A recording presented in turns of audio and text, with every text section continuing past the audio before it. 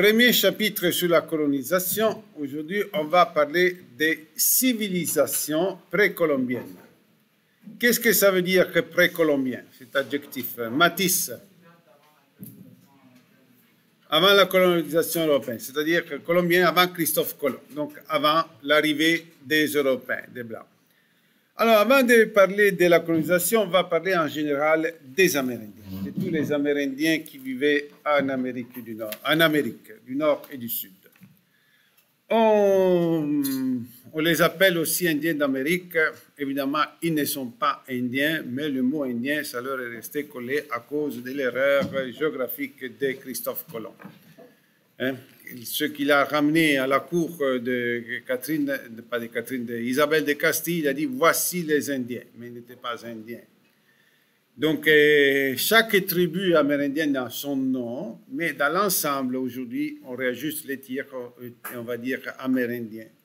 Mais il y a aussi d'autres façons qu'on les appelle. Comment on les appelle? Sanaka. Autochtones, oui. Matisse. Première Nation, Elias. Okay, on appelle aussi les premiers occupants. En anglais, on appelle Native American. D'accord? Nous, on va les appeler les Amérindiens. Ok, les Amérindiens, on ne sait pas combien ils étaient au moment de la prise de contact. D'accord? On va dire qu'ils étaient 80 millions. C'est l'estimation. D'accord? Donc, une population similaire à celle des Européens. Où est-ce qu'ils sont arrivés? Donc, où est-ce que les premiers humains de notre espèce, les sapiens sapiens, sont arrivés en Amérique? La théorie la plus répandue, c'est qu'ils sont venus à travers le détroit de Bering. D'accord? Le détroit de Bering, on va le voir ici dans la carte, se trouve entre la Sibérie, cette partie de l'Asie qui appartient à la Russie, qui c'est la Sibérie, et l'Alaska. Et aujourd'hui, c'est une distance de 80 km. 80 km. Mais dans d'autres époques, une époque de glaciation, ça devenait un pont de glace. Et pour d'autres historiens et géologues, ils disent que le niveau de la mer était autrefois plus bas. Donc, ça faisait en sorte que c'était vraiment relié. Il n'y avait pas cette distance de 80 km, mais c'est de la Terre, énergie. Et donc, la théorie veut que les Amérindiens soient arrivés de l'Asie à travers la Béringie et au fil des générations suivantes, ils ont colonisé le reste du continent américain du Nord et du Sud. D'accord? Donc, aujourd'hui, c'est le détroit de Bering. Géologiquement, ce pont naturel, on l'appelle la Béringie, mais qui n'existe plus. Aujourd'hui, c'est le détroit de Bering. Évidemment, il y a d'autres hypothèses.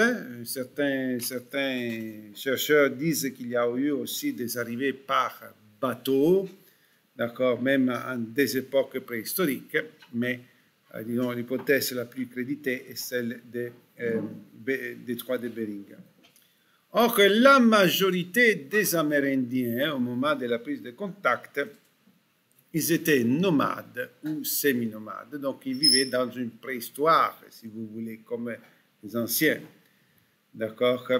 Et juste pour faire un exemple du Canada, vous savez que quand les premiers colons arrivent, ils côtoient deux grandes familles d'Amérindiens. Les Iroquois qui avaient à peine commencé une agriculture depuis quelques siècles, ils tendaient à devenir,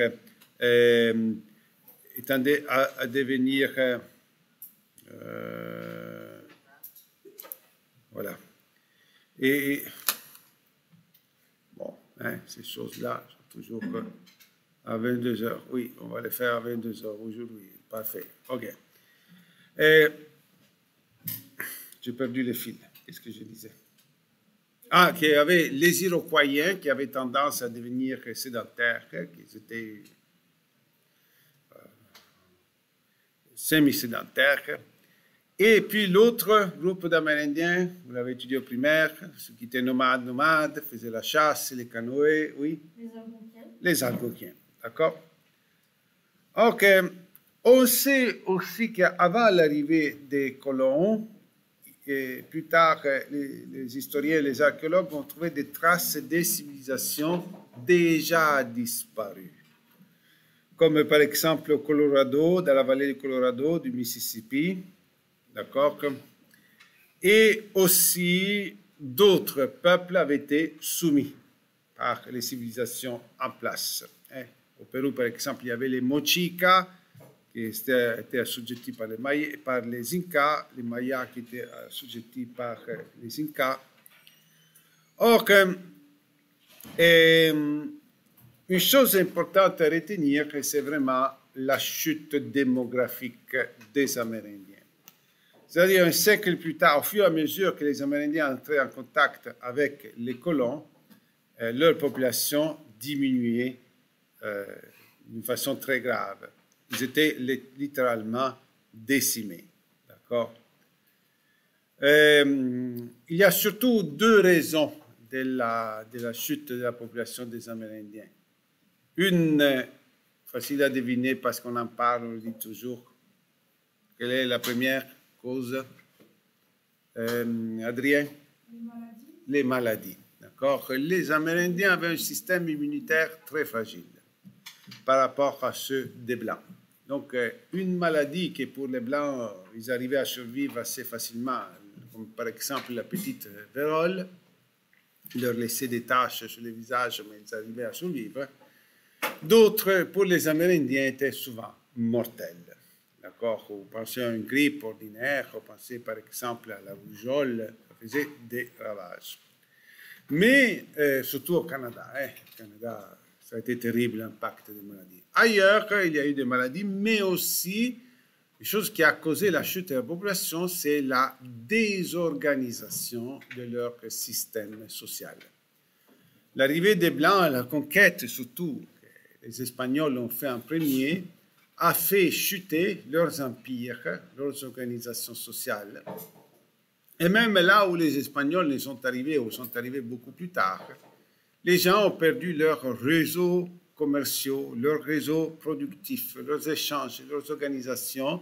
Ils sont tombés dans un état d'anarchie, de chaos, et ceci les a beaucoup affaiblis. Je vous donne un exemple imaginaire pour comprendre qu'est-ce que ça veut dire tomber dans l'anarchie et comment l'anarchie fait mourir des gens. Aujourd'hui, nous sommes dans toute l'agglomération urbaine de Montréal, 3 millions de personnes. On va dire 1,5 million sur l'île de Montréal. Je ne sais pas, mais approximativement. Non? Mais l'île n'a pas de ressources pour nourrir 1,5 million de personnes. Nous arrivons à vivre normalement parce qu'il y a un système d'organisation sociale. Le premier, par exemple, c'est l'aqueduc. Tu as l'eau, tu ouvres le robinet, tu bois. L'aqueduc de bonne qualité, stérilisé, d'accord? Puis tu as de l'énergie. Tu as l'électricité, l'essence pour les voitures, d'autres c'est du gaz, donc tu peux te réchauffer. Puis on a tout un système d'alimentation. On va à l'épicerie et dans les tablettes, on prend ce dont on a besoin, mais il y a des milliers et des milliers de camions qui rentrent dans notre ville pour remplir les tablettes des épiceries. Or, imaginez à un moment donné, d'accord, que les chefs, ceux qui organisent la ville, le pouvoir, arrive un peuple, tout ceci saute. À un moment donné, les camions ne rentrent plus ou moins. À un moment donné, on ne fait plus l'entretien de l'aqueduc et du réseau électrique, on manque d'électricité, on manque d'eau. Qu'est-ce qu'on va faire? D'accord? Ceux qui peuvent se sauvent, ceux qui ne peuvent pas restent en ville. Le peu de ressources, ça cause des chicanes, de luttes. Puis il n'y a pas assez de nourriture, on tombe malade pour le froid et au long du temps, la population chute. Comprenez-vous? C'est ce qui s'est passé en disant que c'est passé dans certaines sociétés de l'Amérique au moment de la colonisation. D'accord? Donc les maladies, mais aussi la désorganisation sociale. Ça fait mourir des gens. C'était les premiers mots-clés. Question? Oui. Et aussi, les Espagnols, ils ont tué des... Alors que bien sûr, il y a eu des guerres, il y a eu des massacres. Mais les guerres et massacres n'ont pas eu une incidence qui a décimé la population. C'était, d'un point de vue du nombre, c'était très marginal. Les deux raisons principales, ce sont les maladies et la désorganisation sociale. Ça fait vraiment une chute démographique. Oui, Adrien. Vous avez dit que les Espagnols ont fait une désorganisation, je n'ai pas bien compris. Ont causé la désorganisation de leur système social. Hein? Ce que j'ai expliqué par l'exemple. Alors maintenant, on va nommer les civilisations précolombiennes, qui sont trois. Les Mayas, les Aztèques et les Incas. Les trois prochains mots-clés. On va dire quelque chose, pas beaucoup, mais sur chacun de ceux-là. Alors que tout d'abord, les Mayas. On va les situer géographiquement. Les Mayas viennent de cet endroit-là que j'indique avec le curseur, ce qui est la péninsule du Yucatan, qui aujourd'hui appartient au Mexique. C'était leur endroit géographique, le Yucatan.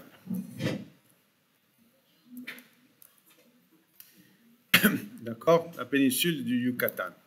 Peut-être que certains d'entre vous ils sont rendus là. Ce sont des plages aujourd'hui. Nos agences de voyage, ils vendent les forfaits à Cancun et Riviera Maya, porte encore le nom, Riviera Maya. L'endroit, disons, d'un point de vue historique, le plus important, c'est Chichen Itza. D'accord? Une ville avec beaucoup de ruines, des vestiges, des temples, des stades, des maisons, des Mayas. Disons, l'endroit archéologique le plus important, c'est Chichen Itza. Très intéressant à dire. Or, ce que nous savons des Mayas, c'était qu'ils pratiquaient l'agriculture, qui avait des formes relativement évoluées, avancées de l'agriculture. On sait qu'ils avaient des connaissances astronomiques assez poussées. C'est très fameux, par exemple, le calendrier des Mayas, qui a fait beaucoup parler de soi en 2012 parce que c'était la fin du calendrier Maya et que certains ont dit que c'était la fin du monde, mais on est en 2021, on est encore là. D'accord? Donc, cependant, les Mayas, au moment que les Espagnols arrivent, étaient en déclin. Déjà, le sommet de leur civilisation a été passé. Ils sont soumis aux Aztèques. Et par exemple, Chichen Itza, cette ville majestueuse faite de pyramides, de temples qui attire des milliers de touristes à chaque année, Chichen Itza était déjà une ville abandonnée. D'accord? Abandonnée. Ça rappelait les vestiges des siècles passés. Prochain mot-clé, les Aztèques. Les Aztèques, on les situe encore géographiquement, c'était la partie centrale du Mexique d'aujourd'hui. Et en effet, leur capitale s'appelait Tenochtitlan.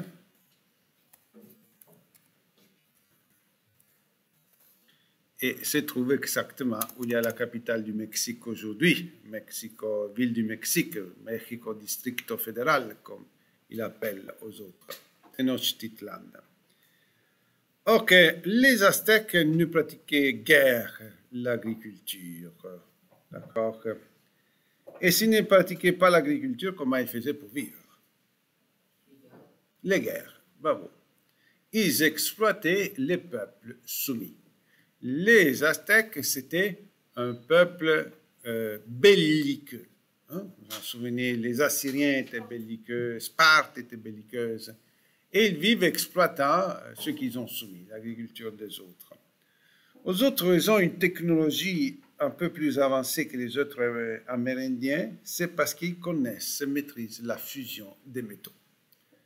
Et probablement, grâce aux métaux, ils ont pu faire que des armes plus performantes, ils ont soumis tous les autres.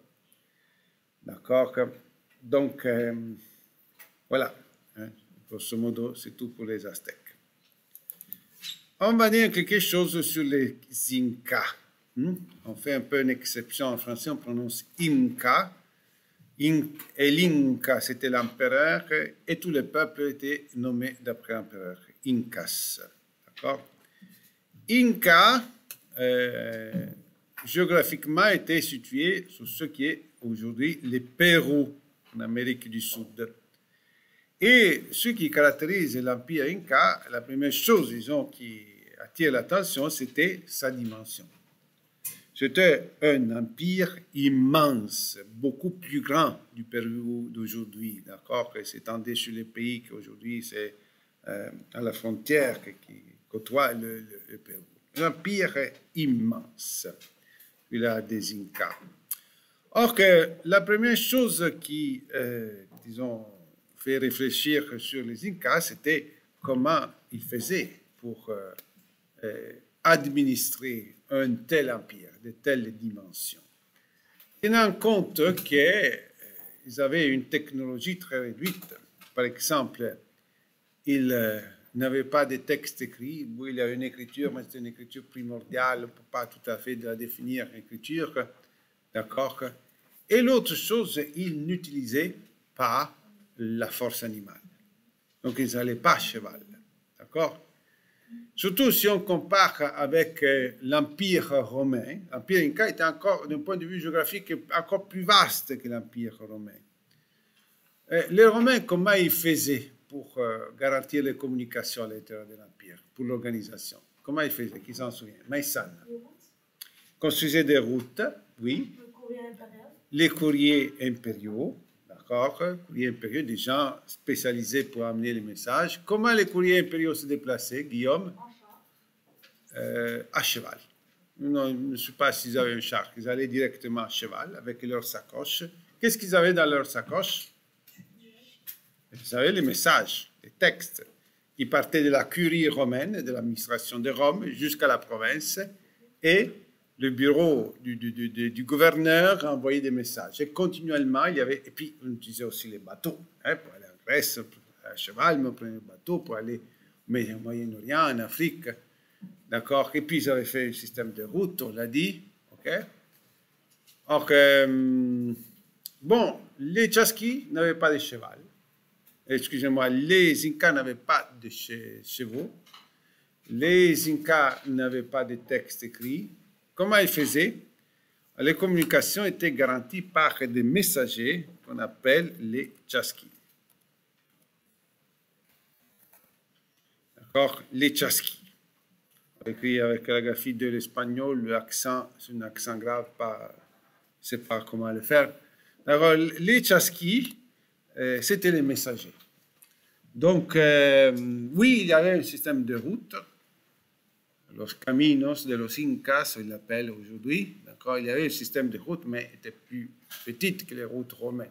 Les routes romaines, c'était de la largeur de 2 chariots. Ici, c'était de la largeur de 2 personnes qui passent à côté. Et les Tchaskis devaient courir 30, 40 kilomètres par jour pour amener leur message. Et ils ne devaient pas avoir seulement des bonnes jambes, mais ils devaient aussi avoir une bonne mémoire, parce qu'ils devaient s'en souvenir de ce qu'ils avaient à dire, des données qu'ils devaient communiquer. Les Tchaskis utilisaient un système pour aider la mémoire, qui était un ensemble de ficelles avec des nœuds attachés à leur ceinture, qui pendaient de leur ceinture.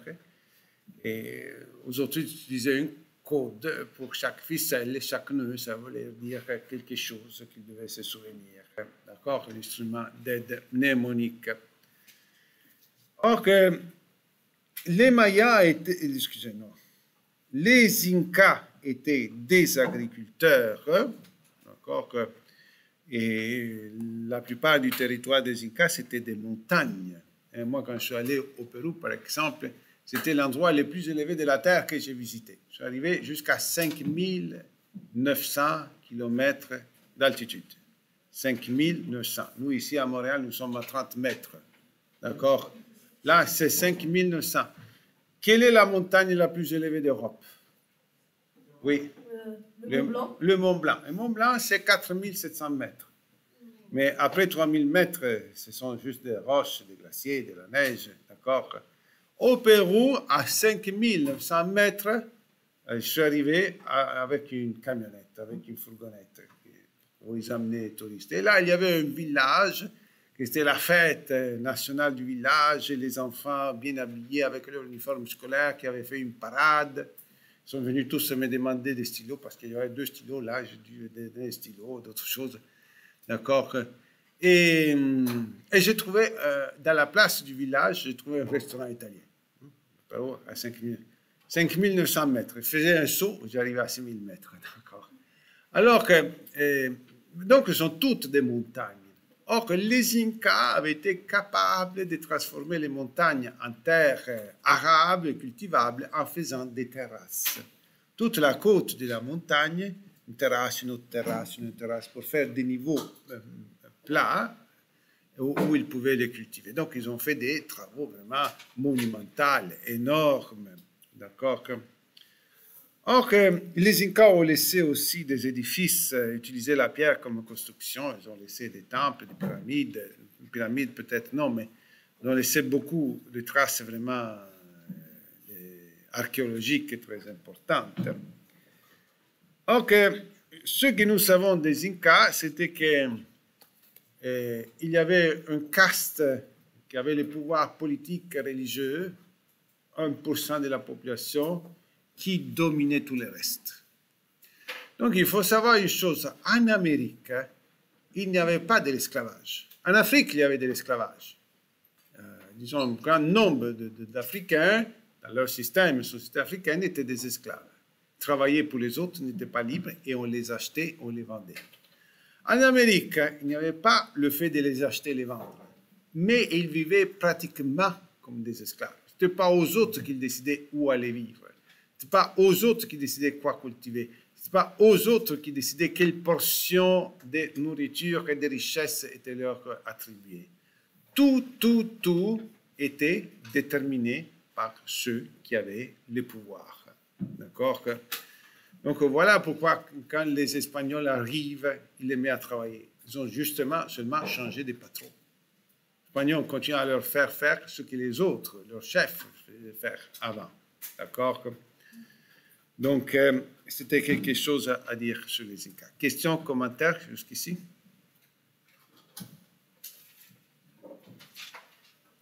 Alors, on va dire que l'économie de ces civilisations, évidemment, il y avait beaucoup d'échanges commerciaux à leur intérieur. Et le premier élément de l'économie, c'est facile à dire que c'était le maïs. Et la production principale de ces sociétés, ceux qui pratiquaient l'agriculture, grande partie de la production, c'était du maïs. Tous les territoires américains, d'accord, à partir des Iroquois au Canada jusqu'à la Patagonie, ceux qui cultivaient 80% de la production était du maïs, le céréale de base. Il échangeait aussi avec d'autres choses. Ok, l'agriculture en Amérique était comparable à celle du néolithique. D'accord, dans l'autre côté du monde, là où il y avait les croissants fertiles, où c'était commencé l'agriculture, non? Et surtout, il manquait 3 éléments, trois avancées technologiques du monde occidental, d'accord, de l'ancien monde.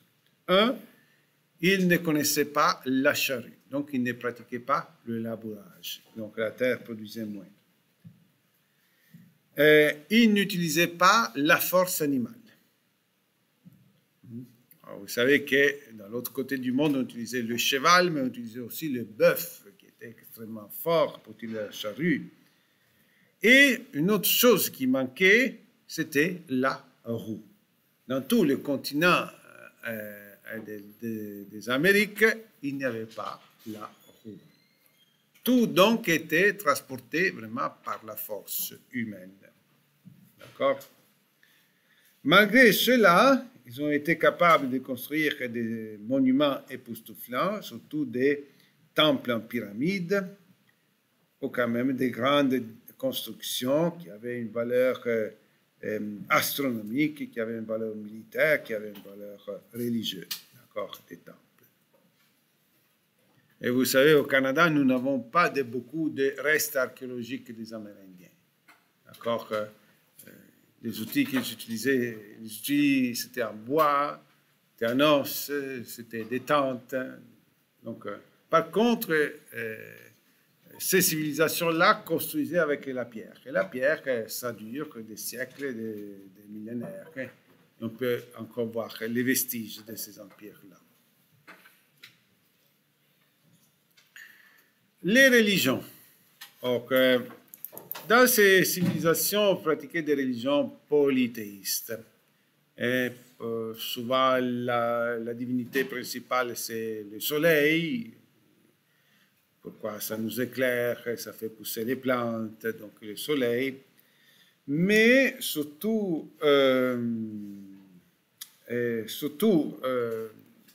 auprès des Aztèques,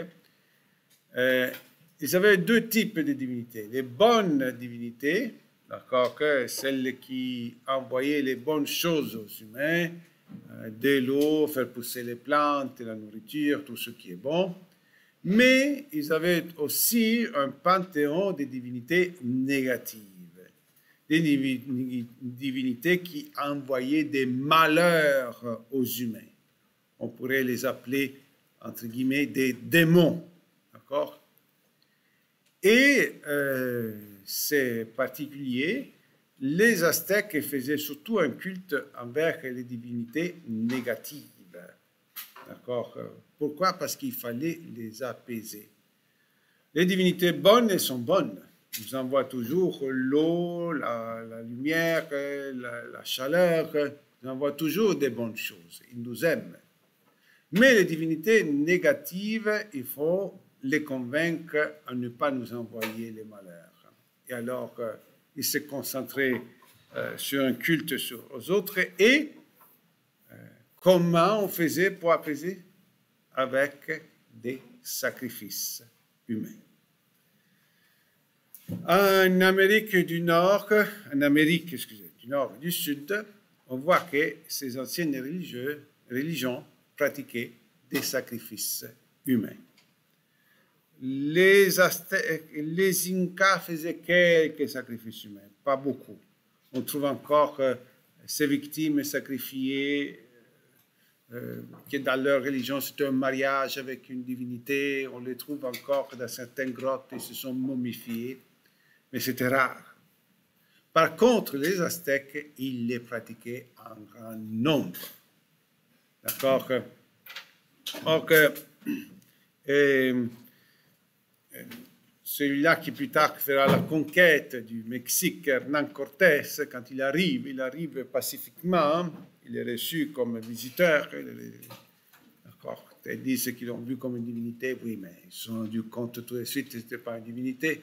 Bon, ils visitent Tenochtitlan dans une première approche pacifique, ils arrivent à communiquer plus ou moins, d'accord? Et puis, ils voient qu'il y a une pyramide et des gradins de cette pyramide coulent du sang.